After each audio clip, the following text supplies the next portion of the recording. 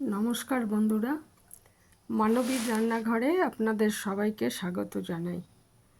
আমি আজকে একটা বাঙালিদের খুব প্রিয় রেসিপি নিয়ে চলে এসেছি, ফুলকপি আর আলু দিয়ে ভেটকি মাছের ঝোল। এর জন্য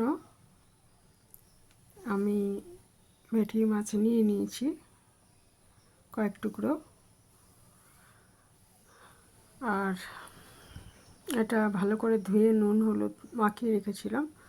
আর একটা ফুলকপি নিয়েছি মাঝারি সাইজের, এটাও ধুয়ে কেটে রেখেছি। আর আলু দিয়েছি দুটো মাঝারি সাইজের, সেটাও আমি কেটে ধুয়ে রেখেছি। তারপরে একটা কড়াইতে সর্ষের তেল দিয়ে দিলাম পরিমাণ মতো, 2 চামচ মতো দিয়েছি। তেলটা গরম হলে আগে মাছগুলো আস্তে আস্তে ভেজে তুলছি। ভেটকি মাছ খুব নরম, কাজেই ভাজার কাজটা সাবধানেই করতে হয়। লেজা আর মাথা আগে ভেজে নিচ্ছি, তাহলে সুবিধা হবে আর কি, বাকি মাছগুলো ভাজার সময় সুবিধা হবে। এই দুটোগুলো আমি আগে ভেজে নিই, লেজা আর মাথা। তারপরে বাকি টুকরোগুলোও আস্তে আস্তে ভেজে নিচ্ছি।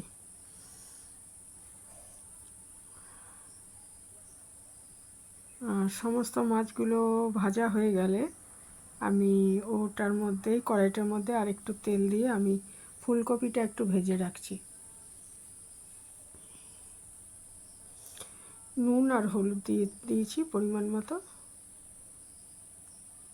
এই একবারই দিলাম নুন, যদি লাগে পরে আরেকটু দেব।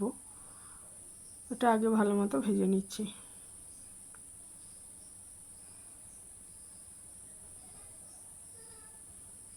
ফুলকপিটা ভাজা হয়ে গেলে আমি আর একটা কড়াইতে সর্ষের তেল নিয়ে তার মধ্যে বড়িগুলো ভেজে দিচ্ছি।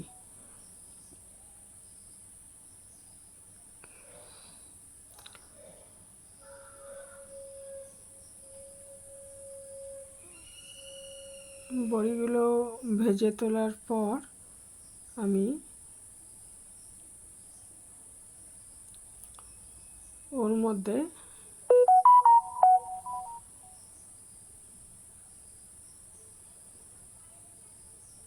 একটু জিরে ফোড়ন দিয়ে দিলাম, সাদা জিরে দিয়ে যে আলু কেটে রেখেছি, দুটো কেটে ধুয়ে রেখেছি, সেগুলো ভেজে নিচ্ছি। আরও সামান্য নুন দিয়ে দিলাম।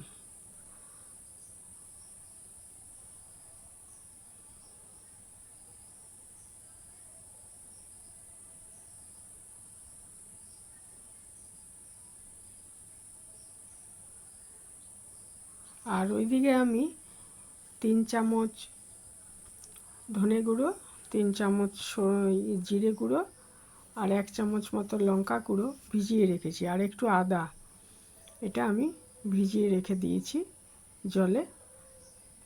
এটা পেঁয়াজ দেওয়া হয় না এই মাছে, এরকমভাবে যখন আমরা করি, আমরা অন্তত দিই না পেঁয়াজ, জানি না কেউ দেন কি না। তো এটা এরকম জিরা, আদা আর ধনে গুঁড়ো বা শুধু জিরে আদা দিয়েও করা যায়।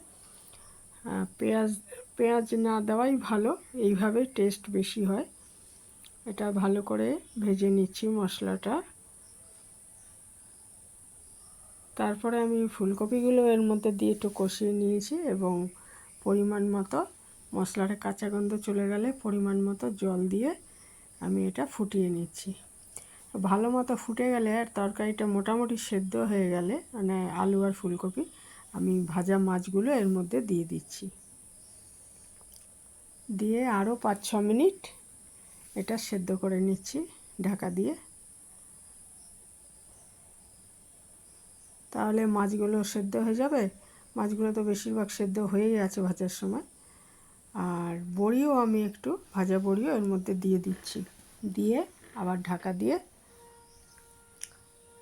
মানে মাছগুলো দেওয়ার পর ঢাকা দিয়ে দিয়েছিলাম, আবার 2 মিনিট পরে খুলে আমি বড়িগুলো দিয়ে আবার ঢাকা দিয়ে একটু রান্না করে নিলাম।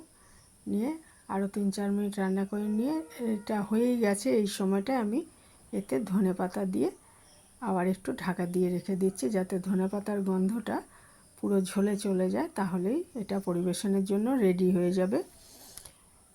খুবই ভালো লাগে এটা খেতে, সবাই বানান হয়তো।